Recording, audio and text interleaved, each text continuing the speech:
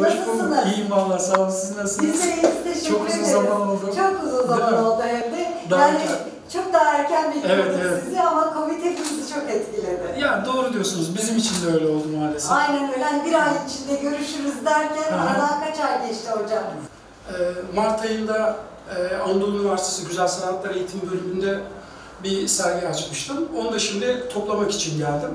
Bu koronavirüs sebebiyle aradaki süreç biraz uzadı. Bu geldiğim süreçte de çok değerli, benim için yeri de çok ayrı olan Yılmaz Hoca'nın yapmış olduğum bir heykeli vardı. Onun da eminim ki Eskişehir'de çok iyi bir yerde olacağını düşünüyorum. Ve bu işimin de kent konseyinin değerlendireceğini, çok iyi değerlendireceğini düşünüyorum.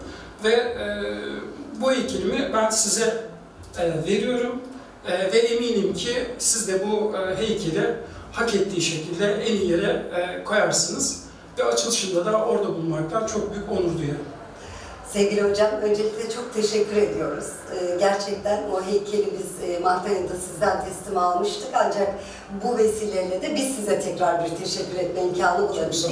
Covid biraz bunu uzattı süreyi ama biz sivil toplum olarak ve Eskişehir Kent Konseyi olarak öncelikle size çok teşekkür ediyoruz. Ben teşekkür ederim. Çok sağ olun. Bizim hem Büyükşehir Belediye Başkanımız Profesör Doktor Yılmaz Büyükerşen'in böyle güzel bir heykelini bize emanet ettiğiniz için biz de onu bu şehrin en nadide, en güzel yerlerinden birinde kullanılmak üzere belediyemize müracaatımızı mutlaka yapacağız.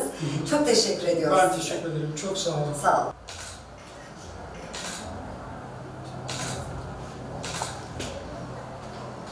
Tamamdır.